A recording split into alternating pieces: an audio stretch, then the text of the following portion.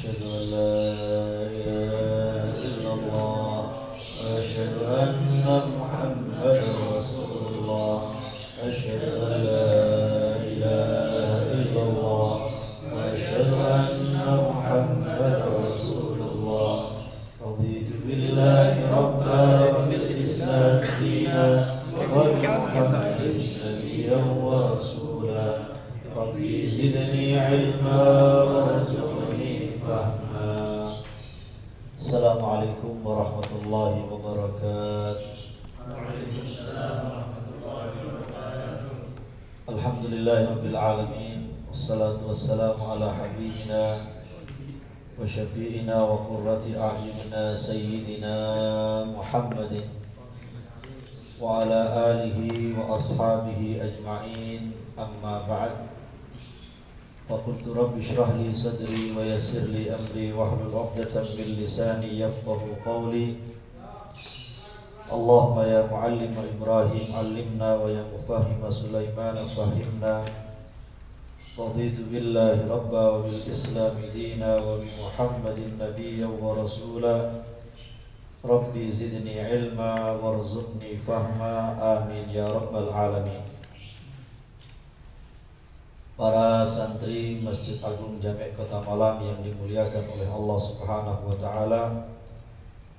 Alhamdulillah pada malam hari ini pertemuan keempat kalian mengkaji kitab Syarah Tanqihil Qaul yang disusun oleh ulama kita Kiai kita Syekh Al-Allamah Muhammad bin Umar An-Nawawi Al-Bantani.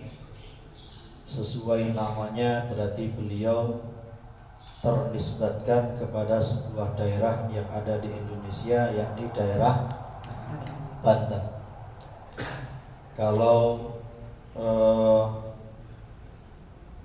dari Kauman berarti Al-Kaumani, dari Jodipan berarti Jodipani, Al-Jodipani, Al-Poleani gitu ya.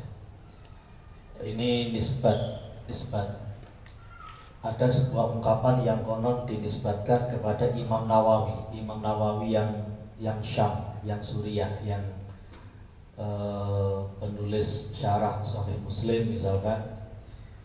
Itu beliau mengatakan man asya ardan arba' sanawat nusiba ilaiha. Barang siapa yang asya, ma makna asya? Hidup ardon di sebuah daerah selama terus disenjat apa pas-paskan tinggal pendek. Man asya ardon arba' sanawat nusiba ilaiha. Siapa orang yang hidup di sebuah daerah arba' sanawat. Berapa tahun? 4 tahun. Nusiba ilaiha, maka dia dinisbatkan ke daerah itu. Makanya tidak sedikit ulama yang namanya itu gelarnya dua, gelar yang ternisbatkan pada daerahnya. Misalnya Sayyid Murtada Az-Zabidi, penulis kitab Ithafus Sadah Al-Muttaqin, syarahnya Ihya Ulumuddin. Itu beliau Az-Zabidi Thumma dari Zabid, kemudian beliau ke Irak, Az-Zabidi Al-Iraqi. Jadi beliau pernah hidup di Zabid, lalu hidup di Irak. Biasanya ditambahi kata Thumma, Az-Zabidi Thummal Iraqi, Zabid kemudian Irak. Ini wallahu alam apakah berlaku untuk kondisi sekarang. Yang pertama. Yang kedua, ini pun bukan menjadi tradisi nama-nama daerah kita. Sugeng Al Purwosari itu kan enggak ada. Allah alam kalau konteks kekinian. Tapi intinya seperti itu. Siapa orang yang tinggal di sebuah daerah selama 4 tahun, maka dia berhak untuk dinisbatkan ke daerah itu. Rata-rata teman-teman itu kan kuliah di Mesir 4 tahun, di Hadramaut 4 tahun itu. Itu boleh menurut kaedahnya Imam Nawawi ini. Saya boleh Faris, Al-Jawi, Sumal, Hadrami, Sumal Jawi maneh itu karena 4 tahun. Baik. Beliau dari Banten dan pasti profilnya sudah dibahas oleh Ustaz Fahmi pada pertemuan pertama. Tugas kita mengkaji Al-Babur Rabi' Asyar, pembahasan yang ke-14 tentang keutamaan kefarduan, keutamaan ibadah fardu. Dibuka halaman 24. Qala Syekhul Muallif Asy-Syaikh Al-Allamah Muhammad bin Umar An-Nawawi Al-Bantani rahimahullahu ta'ala wa nafa'ana bihi wa bi ulumihi fid dharain amin. Radhiyallahu anna wa ankum ila anqal al-babur rabi' asyar, bab yang ke-14 fi fadilatil fariidhah, tentang keutamaan ibadah fardu. Qala Nabi sallallahu alaihi wasallam, Nabi Muhammad sallallahu alaihi wasallam bersabda, Bunyal Islamu ala khamsin. Islam itu dibangun di atas 5 perkara. Yang pertama, syahadatu alla ilaha illallah, kesaksian bahwa tiada Tuhan selain Allah.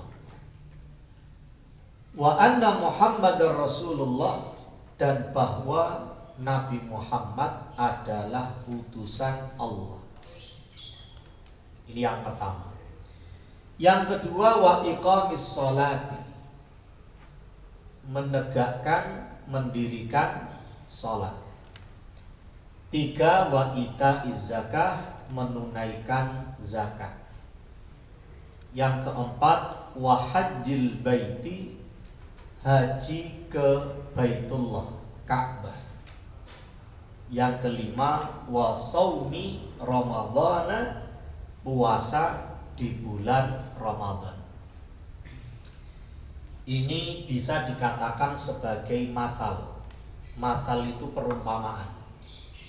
Di Al-Quran banyak mathal, di hadis juga banyak mathal, perumpamaan. Di Indonesia pun juga ada perumpamaan untuk membahasakan sesuatu yang tidak mungkin. Sampai yang tene rabi hari itu, entenono sampai lenggis, lenggis ngambang, itu gak mungkin mau oleh hari itu, gak mungkin. Ya mungkin dah.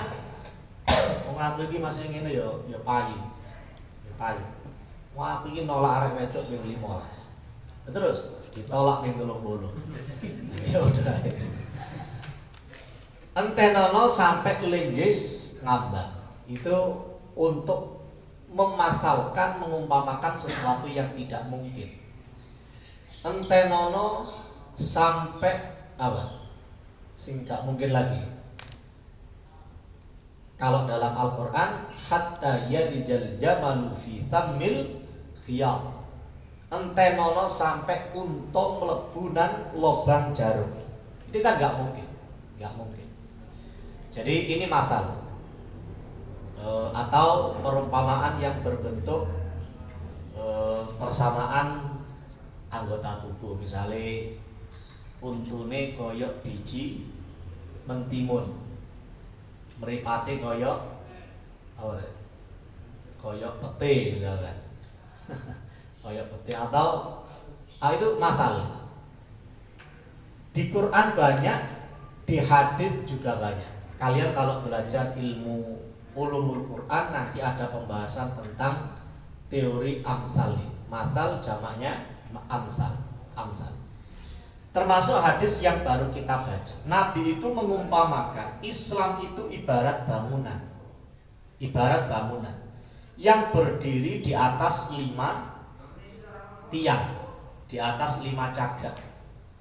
Cagak yang pertama syahadat. Cagak atau tiang yang kedua apa? Halo? Ngantuk ya? Hah? Yang kedua sholat, yang ketiga zakat, yang keempat haji, yang kelima berpuasa di bulan Ramadan. Itu semuanya tiang yang harus ada, cagak-cagak yang harus ada, ya. Itu mathal, perumpamaan.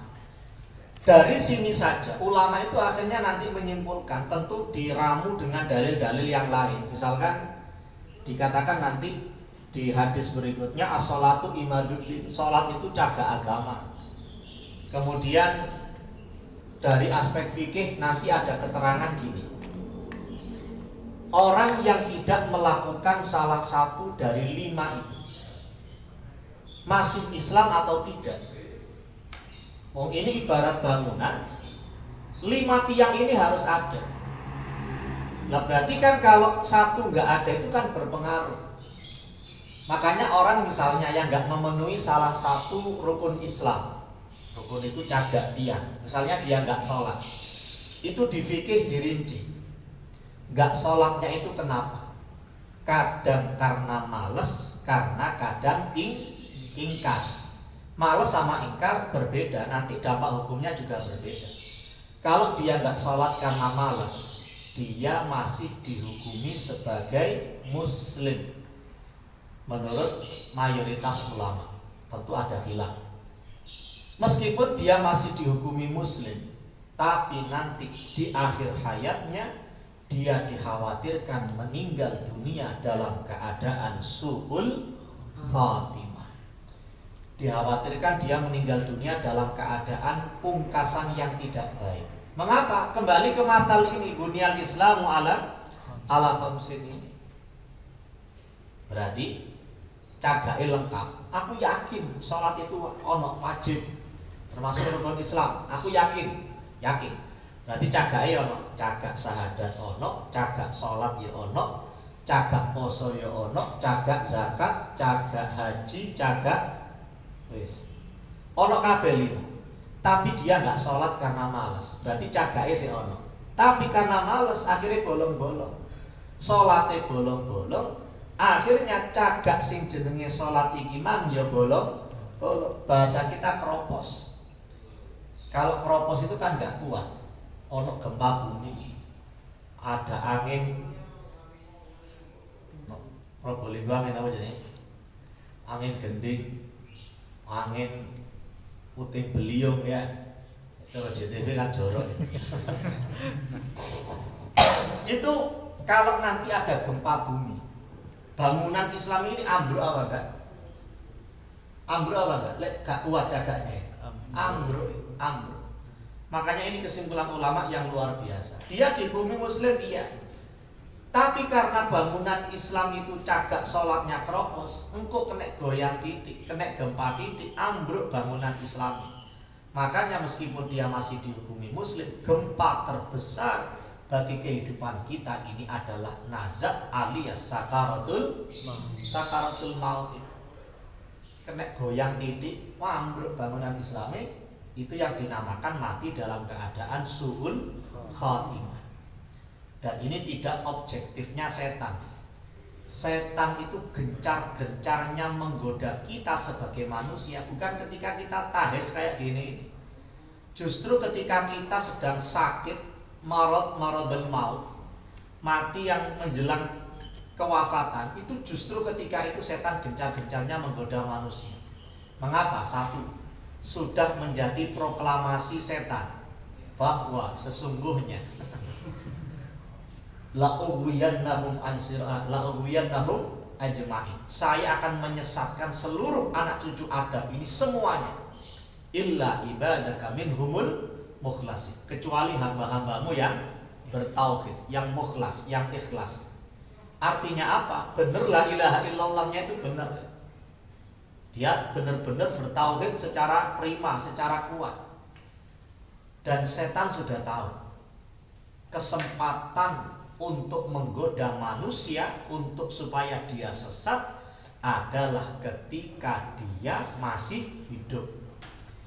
Dan kesempatan terakhir bagi setan untuk menggoda itu adalah ketika manusia itu berada di akhir Hayatnya itu. Ini kesempatan terakhir saya. Kalian pernah lihat tinju Mike Tyson? Gak pernah ya Tyson kalian? Lahir tahun berapa rata-rata? 2000. Tyson itu kan moncer 2000 setua ya. 80-an, 90-an itu mestekan ini luar biasa. Atau tinjunya siapapun sudah. Tinjunya siapapun. Lek ronde rolas, ronde terakhir, petinju tambah teman-teman tambah gencar-gencarnya. Kenapa? Ini karena ini kesempatan terakhir. Sama dengan setan. Manusia ini di akhir hayatnya. Kesempatan terakhir saya ini untuk menggoda dia. Tapi nggak objektifnya, bedanya dengan tinju. Lek tinju itu sing Mike Tyson tahes, Holyfield ya dalam keadaan tahes. Mike Tyson tahes, Holyfield kena corona, ya gak oleh mengganang ring kan dites dulu kesehatannya.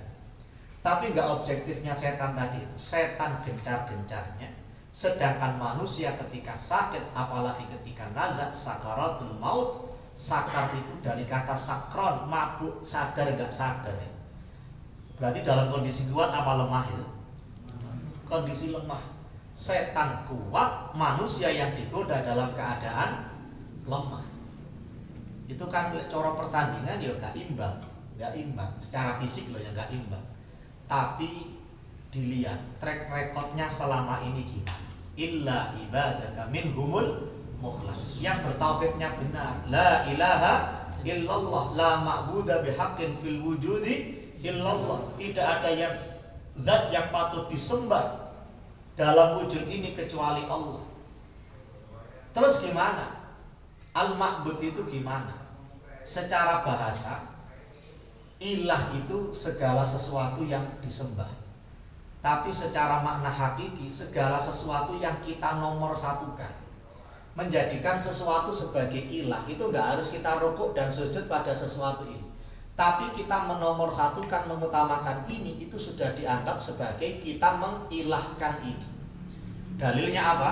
Dalam Al-Quran dikatakan afara'aita manittakhadha ilahahu hawahu. Ayat lain tanpa fa, ara'aita manittakhadha ilahahu. Halo, kalau saya hafal Quran ya? Ara'aita man ittakhadha ilahahu hawa. Apakah kamu tahu wahai Muhammad, orang yang menjadikan hawa nafsunya sebagai ilahnya itu? Coba kalau dipikir-pikir saja sudah. Menjadikan hawa nafsu sebagai Tuhan, apakah kita harus rukuk dan sujud pada Tuhan? Kan tidak. Mengutamakan hawa nafsu itu sudah dikatakan mempertuhankan hawa nafsu. Berarti la ilaha illallah, tidak ada yang patut kita nomor satukan kejaba Gusti Allah. Ya dilihat saja. Orang husnul khotimah itu dilihat track recordnya selama ini. Selama dia hidup itu yang dia utamakan siapa? Kalau dia mengutamakan Allah dengan cara menjalankan kewajiban, berarti dia bertauhidnya memang top markotok, jos gandos, kotos. Tapi karena hobi, dia menomorsatukan hobinya, sampai gak ngayambes, sampai gak sembahyang. Seneng balbala yubalbilu balbala. Seneng balbala yubalbilu balbala. Delok bal-balan sampai gak sembahyang. Jam 3 bal-balane setengah loro wis mlebu stadion. Sembahyang isar, sembahyang asar, buyar. Hilang wis gak sembahyang. Buyaran bal-balan jam 5:30, jam 6. Maghrib, gak maghriban. Isya konvoy. Maghrib hilang, asar sadurunge hilang, isya hilang. Dia secara lisan boleh tidak ada Tuhan selain Allah. Tapi secara hakiki ketika yang dia nomor satukan bal-balan, berarti la ilaha illa bal-balan.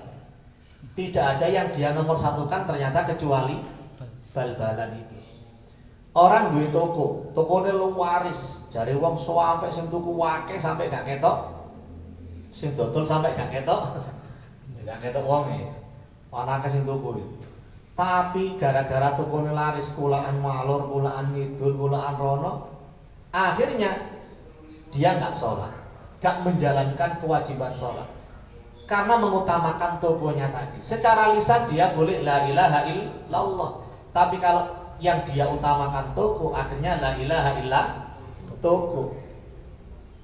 Ono arek duwe sir-siran pacaran, saro yasiru sir-siran, kana yakunu konangan pengurus. Sampai gara-gara sir-sirannya gak ngaji, bolos teko pondok, misalnya ya. Itu mungkin dia mengatakan la ilaha illallah. Tapi kalau yang dia utamakan racapnya tadi itu, ya la ilaha illallah racap itu. Sampai cekel-cekelan misalnya. Berarti kan dia menomorduakan Allah itu. Gak mungkin orang pacaran itu cinta karena Allah, itu gak mungkin. Nyuapuk nang payung batu, mas aku mencintaimu karena Allah, itu gak mungkin. Ya, pasti mencintai karena setan. Ya, ini episode Dilan ya. Begitu. Jadi ilah itu segala sesuatu yang kita nomor satukan. Dulu pernah kita sampaikan, mungkin ada orang senang ABCDE. Apa ABCDE? Awan bumi cangkruk di embon. Jam loro kayak mulai. Soboe ilang. Sobonya ilang. Ya mending kerinan jam 10 dikodok. Enggak, ini biasa bendina gak sembahyang subuh. Dia boleh la ilaha illallah. Artinya dia muslim, la iman, salat subuh memang wajib, aku yakin. Tapi penggaweannya ngono. ABCD itu berarti dia boleh mengatakan la ilaha illallah secara bahasa, tapi secara hakiki la ilaha illallah ABCD tadi. Artinya ini kesimpulan ulama dari mathal Islam itu dibangun di atas 5 tiang. Dia yakin tapi males, kropos, kena gempa bumi, ambruk. Tapi yang kedua, ada orang tidak sholat karena ingkar. Kalau nggak sholatnya karena ingkar berarti gimana? Masih dihukumi muslim? Tidak. Dia sudah dihukumi murtad, keluar dari agama Islam. Jangankan mengingkari 5 rukun Islam, ingkar terhadap satu saja sudah murtad. Makanya dulu tahun kemarin yang ada Munas Alim Ulama di Banjar, Jawa Barat itu kan ramai. Katanya Munas Alim Ulama NU menghilangkan kata kafir. Sampai ada yang berpaham salah, katanya NU akan mengganti ya ayyuhal kafirun menjadi ya ayyuhal non muslim. Itu salah paham sehingga pahamnya salah. Kita kan harus membedakan ini wilayah akidah apa wilayah tata negara. Yang dibahas NU itu non muslim di wilayah tata negara. Hukum tata negaraan. Lah di bidang akidah itu semakin loh. Ojo ingkar 5, ingkar siji rukun Islam itu sudah dihukumi murtad, keluar dari agama Islam. Kalau nggak pernah Islam ya dia memang dihukumi kafir. Sedangkan Bahthul Masail itu membahas sesuatu yang masih belum jelas. Lek wis jelas lah mau ditakokno kan gitu. Ditanyakan, non muslim di Indonesia ini apa? Kafir atau bukan? Kafir itu ada 4, kafir harbi, kafir dhimmi, kafir mu'ahad atau mu'ahid, kafir mustakman. Ternyata 4 pembagian itu kalau negaranya negara Islam, pemerintahannya pemerintah Islam, kepala negara Islam. Terus kemudian negara itu memang diproklamasikan sebagai negara Islam. Kemudian ada orang nggak Islam hidup di negara itu.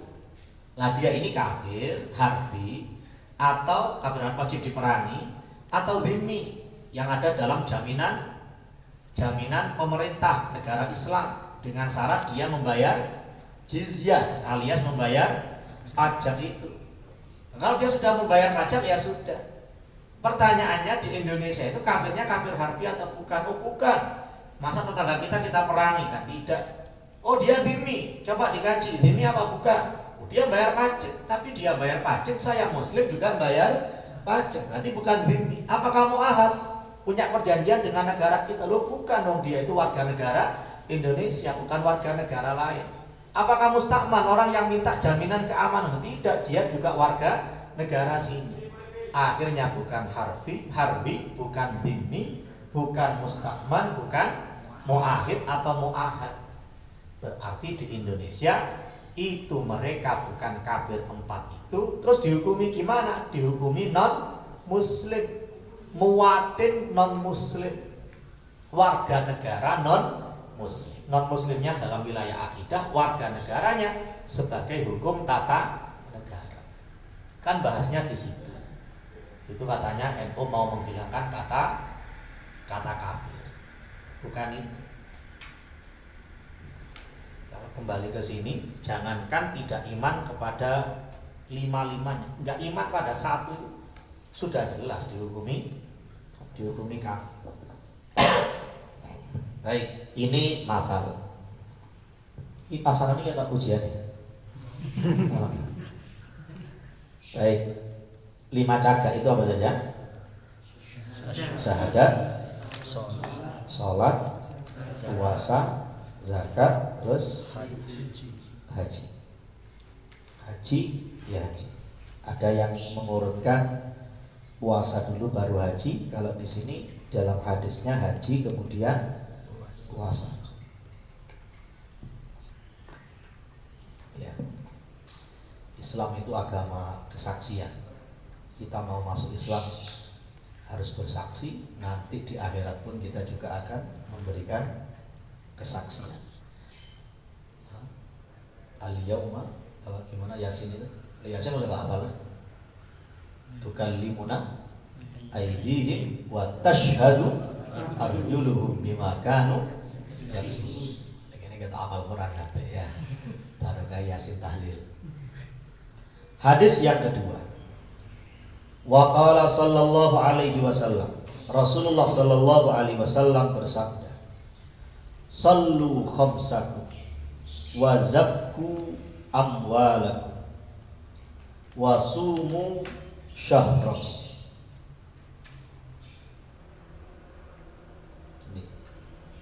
Wa hajju baita rabbikum tadkhulu jannata rabbikum bighairi hisab. Rasulullah sallallahu alaihi wasallam bersabda,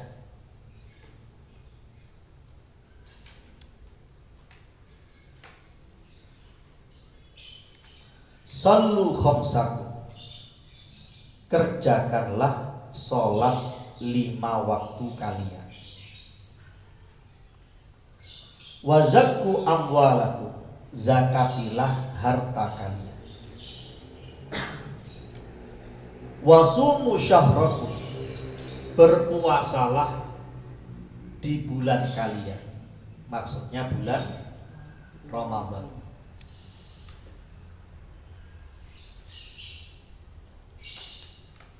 Wa hajju baita rabbikum. Berhajilah ke baita rabbikum, rumah Tuhan kalian. Maksudnya adalah Ka'bah. Tadkhulu jannata rabbikum, maka kalian akan masuk surga Tuhan kalian bi ghairi hisabin, tanpa hisab, tanpa munaqasyah, tanpa dihisab, dimintai perhitungan, tanpa ditanya oleh Gusti Allah. Yang pertama sholat 5 waktu, yang kedua sama zakat, yang ketiga berpuasa di bulan Ramadan, yang keempat berhaji. Satunya apa ini? Satunya apa? Syahadat. Dan sebelumnya tadi kita terangkan di pondok, kesaksian bahwa kita hanya bertuhankan Allah dan bahwa Nabi Muhammad adalah utusan Allah, itu yang menjadikan seseorang itu dihukumi Islam, dihukumi Muslim. Makanya meskipun kita lahir dari keluarga Muslim, paling tidak kita itu sekali pernah syahadat. Tapi kalau memang aslinya lahir di keluarga non-Muslim terus dia non-Muslim, maka untuk masuk Islam dia wajib untuk mengucapkan 2 kalimat syahadat. Terus gimana? Tadi kok nggak disebutkan? Cuma haji, sholat, puasa, zakat, dan seterusnya. Terus syahadat sebagai syarat Islam itu di mana? Tentu ini sudah menjadi kemakluman. Islam itu kalau dalam bab fikih puasa menjadi syarat wajib sekaligus menjadi syarat sah puasa. Dalam arti kalian wajib puasa kalau kalian Islam, dan puasa kalian dihukumi sah kalau memang kalian Islam. Mulai subuh sampai maghrib Islam terus. Ya sampai maghrib dong, sampai isya Islam. Itu secara fikih kalau misalkan asar dia murtad, ya enggak sah puasanya. Maka Islam itu syarat sah puasa sekaligus syarat wajib puasa. Ini jadi kemakluman. Makanya dalam hadis cuma disebutkan 4. Yang pertama sholat 5 waktu, yang kedua zakat, yang ketiga puasa. Yang keempat dibahasakan hajju baita rabbikum, berhajilah ke rumah kalian. Di bidang akidah kemarin kita sudah bahas rumah Allah, rumah Tuhan kalian. Secara nahwu namanya idhofah alias mudhof ilaih. Cuma idhofahnya idhofah apa ini? Masih lupa apa masih ingat? Rumah Allah. Apakah artinya Allah punya rumah? Hah? Idhofah apa namanya ini? Rumah Allah. Oh, berarti Allah punya rumah, punya kediaman. Pernah diterangkan apa? Pernah lupa? Hah? Namanya idhofatut tashrif. Apa? Idhofatut tashrif. Pernah dijelaskan ya? Lali. Pripun, Mbah? Sepuh-sepuh ya. Idhofatut tashrif, penyandaran satu kata kepada lafzul jalalah karena kemuliaan kata yang disandarkan itu. Itu namanya idhofatut tashrif. Baitullah, bait itu bangunan, disandarkan kepada lafzul jalalah. Artinya apa? Karena bangunan itu mulia, makanya disandarkan kepada, diidhofahkan kepada lafzul jalalah, kepada Allah, kata Allah itu, lafaz Allah itu. Bukan berarti itu rumahnya Allah, bukan berarti tempat tinggalnya Gusti Allah. Fahim? Palestum? Argento? Cok lalian ya. Idhofah apa namanya? Idhofatut tashrif, menyandarkan sesuatu ke lafzul jalalah karena kemuliaan sesuatu. Contoh lain apa selain Baitullah? Syahrullahil Muharram, bulan Allah yakni Muharram. Syahr disandarkan kepada lafzul jalalah, bulannya Allah Muharram. Apakah artinya selain Muharram bukan bulannya Allah? Semua bulan milik Gusti Allah, tapi khusus Muharram disandarkan kepada lafzul jalalah tashrif karena kemuliaan bulan yang namanya bulan Muharram itu. Itu jenis-jenis idhofah. Mana yang sastra Arab? Ini terus. Ada lagi idhofah, jenis idhofah yang lain apa? Ada idhofatut tashrif, ada namanya idhofatut tamyiz. Idhofatut tamyiz. Kalau tashrif dari kata syarrafa yusyarrifu tashrifan. Kalau tamyiz mayyaza yumayyizu tamyizan, pembedaan. Idhofah untuk pembedaan, membedakan. Ada kata disandarkan kepada kata yang lain untuk membedakan kata ini dengan kata yang lain. Contohnya, kalau masjid ya, ada masjid Baitur Rahman, Baitul Qahar, Baitul Rahim. Itu apa namanya? Hah? Baitur Rahman kan Baitullah, Pak. Ar-Rahman itu kan salah satu nama Allah. Baitullah, Baitur Rahman, Baitul Qahar, Baitul Jabbar. Itu apa namanya? Idhofatut tasyrif. Tapi misalnya di Malang itu ngarepe mergosone jenenge pom bensin iki. Jadi Pak Ewan jadi kan.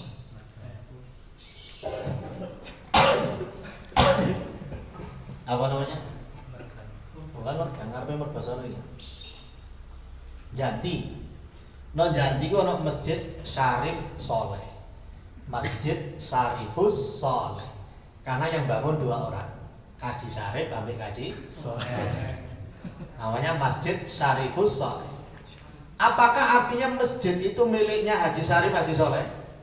Bukan, masjid itu sudah diwakafkan, sudah bukan, nggak ada klaim bagi orang yang namanya Pak Haji Syarif dengan Pak Haji, atau mungkin anak cucunya sudah nggak punya klaim. Tapi itu namanya idhofatut tamyiz, idhofatut tamyiz, untuk membedakan masjid ini dengan masjid yang lain. Makanya dikasih nama Masjid Syarifus Soleh. Di Jodipan ada Masjid Roisiyah, karena yang wakaf tanahnya atau yang apa itu namanya Pak Haji Rois, makanya dinamakan Masjid Roisiyah. Kalau dalam hadis di zaman Nabi ada masjid yang namanya Masjid Bani Salamah atau Masjid Bani Salimah. Bukan berarti masjid itu miliknya Bani Salimah, tidak. Tapi idhofah ini namanya idhofatut tamyiz. Yang pertama idhofatut tasyrif. Kayak ini, wahajju baita rabbikum, berhajilah ke rumah Tuhan kalian. Bukan berarti Allah punya rumah, Allah punya kediaman, tidak. Tapi Ka'bah itu dikatakan Baitullah karena kemuliaan itu, kemuliaan bangunan itu. Masjidmu namanya Baitur Rahman. Ar-Rahman itu nama Allah. Bukan berarti rumahnya Allah, tapi dimuliakan dibandingkan bangunan-bangunan yang lainnya itu. Inna buyutallahi fil ardi al-masajid. Sesungguhnya rumah-rumah Allah di muka bumi adalah masjid. Jangan kalian kira bahwa Allah itu punya rumah. Kecuali wong menurut ini ya, ono wong ngaku-ngaku wali majdub. Jadi lek moro gak sadar, wali itu namanya majdub, jadab. Tapi lek duduk wali moro gak sadar, bukan majdub, majnun. Ini majdub ini. Apa dia? Ngaku wali, ngaku mantune Gusti Allah. Ngaku ki mantune Gusti Allah. Bukan cukup anake Gusti Allah, mantune. Wah, ini ngaku mantune Gusti Allah. Loh, iki lek wali majdub iki, tapi lek gak wali gendeng, Pak. Akhirnya sejun. Tetap mirip. Tapi Zainal yang waras, segera waras. Allahumma kan sing amin ini. Bersentimen ya. Zainal itu lucu ada di pondok, lucu. Enggak biasa. Hah? Enggak, soalnya biasanya ada lembut bisa lucu. Makanya saya menyarankan ke Zainun jangan lucu, biar nggak ketara kalau kamu gemuk. Nggak ketara, jika ketara oleh kamu gemuk. Oh tadi? Oh tadi. Ngaku mantune Gusti Allah. Akhirnya datang ke salah satu Habib. Oh ini gendeng nih om ini. Ada Habib ini ngomong santrinya, terus nama si Jamek, terus bisi. Ini ya, tetap Jamek punya enak. Ada sama santri Habib diterangkan ke Jamek itu, ke Jamek terus ditinggal. Lu kan kok ninggal aku? Kata santrinya, ya wis sampean wis tak teronang omahe mara tuane sampean. Jadi ngakune mantune Gusti Allah ya, tak teronang masjid, tak teronang omahe mantune mara tuane. Akhirnya ya wong gendeng jawab ngono ae ya. Dari segi akidah bukan rumahnya, tapi itu patut ingat-ingat itu. Baik, orang yang melakukan ini tadkhulu jannata rabbikum bighairi hisab. dia akan masuk, kalian akan masuk ke surga Tuhan kalian tanpa hisab, tanpa ditanya, tanpa munaqasyah, tanpa ditanya. La tazulu qadama abdin hatta yus'alu an arba. Di hari kiamat langkah kaki kita tidak akan maju satu langkah kecuali ditanya 4, ya.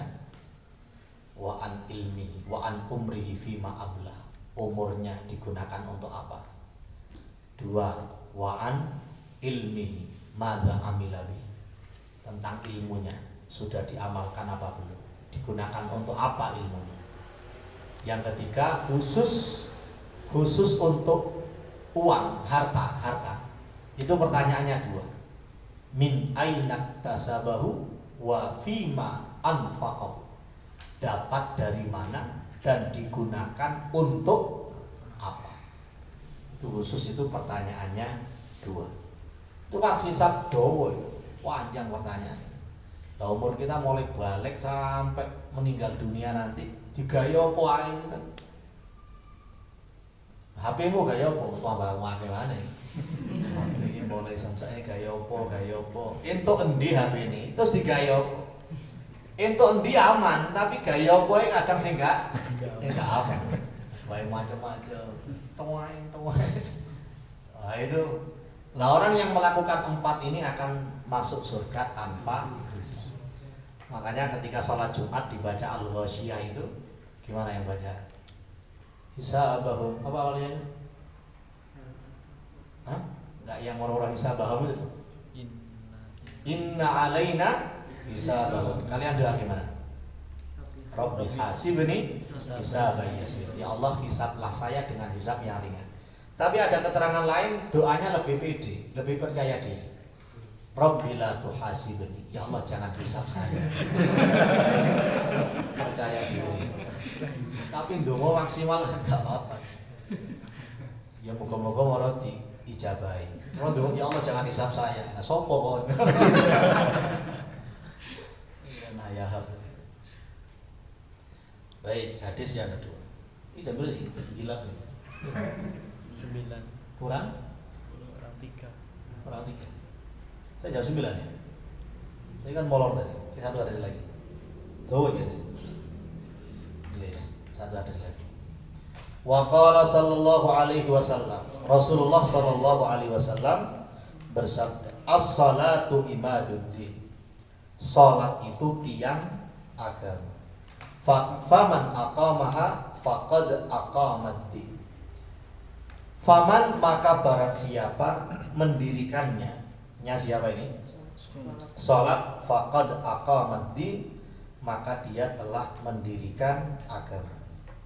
Wa man tarakaha, dan siapa yang meninggalkan salat, faqad hadamad-din, maka sungguh dia telah menghancurkan agama itu. Faman hadamaha faqad hadamad-din. Kita itu sering mengenyek Fir'aun ya. Fir'aun elek ya. Mau sampai apa kesalahan Fir'aun itu? Ana rabbukumul a'la. Saya ini Tuhan kalian yang paling tinggi. Gak Tuhan biasa ya. Tuhan yang paling tinggi. Gayai Fir'aun ya. Gayanya Fir'aun. Ternyata orang yang gak sholat, meremehkan sholat itu nanti akan dikapling di neraka bersama Fir'aun, Qarun dan Haman.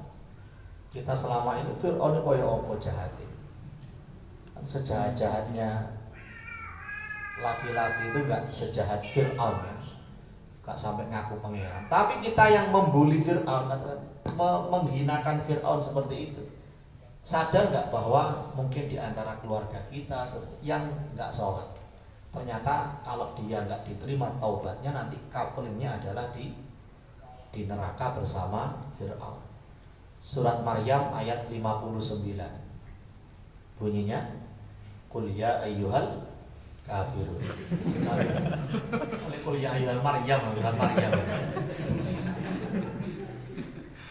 Surat Maryam 59. Apa? Fa khalafa min ba'dihim khalfun adha'us salata wattaba'us syahawat fasawfa yalqauna ghayya. Akan datang suatu generasi di mana generasi ini memiliki dua sifat. Sifat yang pertama, fakhalafa min ba'dihim khalfun adha'us salat, meremehkan kewajiban salat. Niku mau gara-gara bal-balan. Lek ono Arema, ono Kanjuruhan, ono Arema melawan MU, Madura United. Iku ya bukannya husnudzon, hanya sekedar berburuk sangka. Kali kan, yo iku mau jam 3 bal-balane jam 8 wis laduk teko ngalam. Nawak-nawak. Krono andek. Krono pendek. Durung-durung suruh stadion. Suruh asar stadion. Maghrib sapa sempat maghriban. Karena ceritane moro buyaran bal-balan nang Kanjuruhan moro Masjid Baitur Rahman Panjen moro full biru kabeh. Lambian biru kabeh ono tulisane ongis. Ongis ada ilakes singo edan sekali itu kayak gak pernah ada ceritanya. Artinya dengan satu pertandingan sepak bola sudah ada 30.000 orang yang meninggalkan kewajiban sholat. Karena kapasitas Kanjuruhan itu 30.000. Ya kalau di Kanjuruhan, nah kalau di stadion GBK berapa? 80.000 itu. 80.000 kapasitas di sana. Itu berapa yang sudah meninggalkan kewajiban sholat? Itu baru satu stadion. Bagaimana dengan ratusan stadion di Indonesia Raya? Itu baru satu hobi yang namanya bal-balan. Hobi liane, hobi ndelok dangdut, hobi ndelok konser, hobi cangkruan, hobi mecahi botol, buka didik, jos. Gara-gara hobi itu berapa orang yang mengutamakan hobinya daripada mengutamakan Gusti Allah. Makanya abah saya pernah mengandani saya. Le, awakmu lek nyenenge apa wae, ojo nemen-nemen. Cek gak dadi pangeranmu. Berarti Pak kula nyembah senengan enggak. Kon nyenengi sesuatu sampai sesuatu itu membuat kamu meninggalkan kewajiban, itu kamu sudah menjadikan sesuatu itu sebagai pangeran. Akhirnya tetangga saya itu ada yang punya manuk. Bahasa Malangnya kunam. Seneng nang kunam itu. Lah tetangganya berangkat ke masjid, dai ngetokno kunam. Kita pulang dari masjid balik nang omah, dai ngedusi kunam. Jam 8 wong iki dai nggodho kunam. Kuname dhewe itu kuname. Akhirnya gak sembahyang, sembuh sembahyang. Akhirnya gara-gara kunam dia gak sembahyang.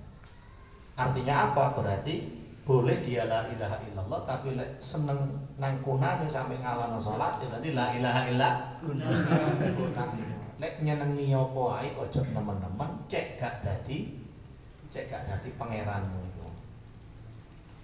Nah, ini akan datang generasi seperti itu yang meremehkan sholat. Saya punya teman di Singosari, dia bukan guru agama di salah satu SMA di Singosari, tapi dia sangat perhatian terhadap agama itu. Dia pernah ngetes masuk kelas SMA itu kan rata-rata 40-an. Ditanya, Bapak akan tanya, tolong pertanyaan saya ini dijawab dengan sejujur-jujurnya. Orang SMA, jujur kadang ini jawab. Serah. Tolong Bapak nggak akan marah. Bapak nggak akan marah, pertanyaan jawaban kalian apapun nggak akan marah. Tapi yang saya minta cuma satu, jawab dengan sejujur-jujur. Tolong angkat tangan. Siapa di antara kalian yang di kelas ini yang tadi pagi sholat subuh, mohon angkat tangan. Ternyata si angkat tangan mek loro. Teko petang puluh sing angkat tangan mek loro. Mek 30 berarti sing gak sembahyang 30 wolu. Bahasa Inggrisnya 30 beluk. Udah edoke beluk tapi gak sembahyang. Ngelus dodo, ya Allah mosok arek petang puluh saiki sing sembahyang mek loro. Pindah ke kelas lain mengajukan pertanyaan yang sama, diminta untuk jawab dengan sejujur-jujurnya. Kali ini alhamdulillah rada akeh, 3. Pindah nang kelas lain papat, pindah kelas maneh balik loro maneh. Artinya anak SMA sekarang itu subuhe rata-rata hilang. Ya untuk si kadang sih dikodok sih mending. Sholli fardhu subuh dan duha. Itu kadang dibiarkan nggak sholat. Pertanyaannya, apakah sholat subuh di hari itu toh? Bagaimana kalau sholat subuh yang lain? Pertanyaan berikutnya, di mana orang tuanya, anaknya nggak sholat, dijarkan, dibiarkan. Itu, nah kita selama ini Fir'aun itu di mana? Ternyata kaplingnya di situ. Kalau menurut Maryam ayat berapa tadi? 59. Pertama, generasi itu ada usalah. Yang kedua, wattaba'us syahwat, mengikuti hawa nafsu. Fasaufa yalqauna ghayya, kelak dia akan dilemparkan ke sebuah tempat yang bernama al-ghayy. Kalau di tafsir Kementerian Agama, al-ghayy itu diartikan kelak dia akan menemui kesesatan. Tapi kalau kita lihat tafsir lain, Al-Qurtubi, kalau tafsir Kementerian Agama itu kan rata-rata ngambil dari Jalalain. Kalau tafsir yang lain, Al-Qurtubi, Al-Jami' li Ahkamil Quran, itu kan pendapatnya variatif, banyak. Menurut keterangan Abdullah bin Abbas yang dikatakan turjumanul Quran, juru bicaranya Al-Quran itu, Al-Ghayy itu nama sebuah lembah di dasar neraka Jahanam, tempat mengalirnya nanah dan darah penghuni neraka. Namanya jurang, lembah, di atas apa di bawah? Di bawah. Ternyata di bawah neraka itu ada jurang yang namanya Al-Ghayy, tempat mengalirnya nanah dan darah penghuni neraka. Entah berapa miliar manusia ketika itu di neraka Jahanam, disiksa, mengeluarkan darah membusuk menjadi nanah, baik darah maupun nanah, benda yang mengalirnya dari atas mengalir ke sebuah jurang yang bernama Al-Ghayy. Dan di situ tempatnya orang yang mudah meninggalkan kewajiban sholat. Tidak hanya itu, di jurang Al-Ghayy itu ada sumur namanya sumur Bahim. Sumur apa? Bahim. Bahim itu pusatnya, sumur Bahim itu pusatnya api neraka.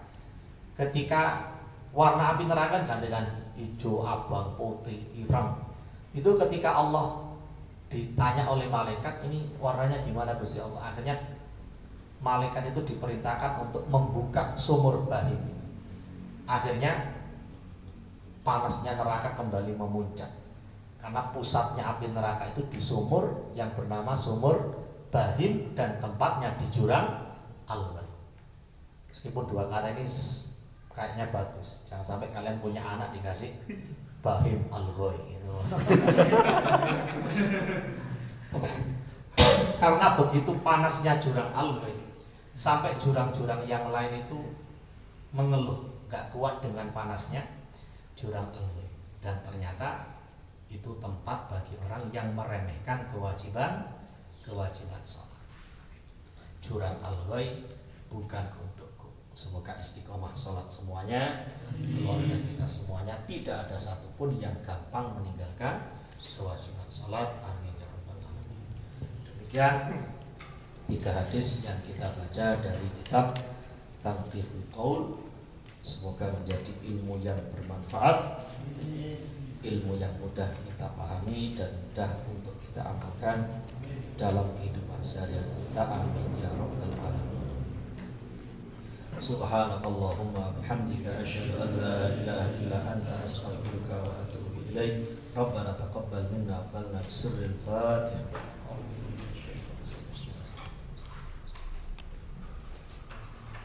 Wallahu muwaffiq ila aqwamit thoriq. Assalamualaikum warahmatullahi wabarakatuh.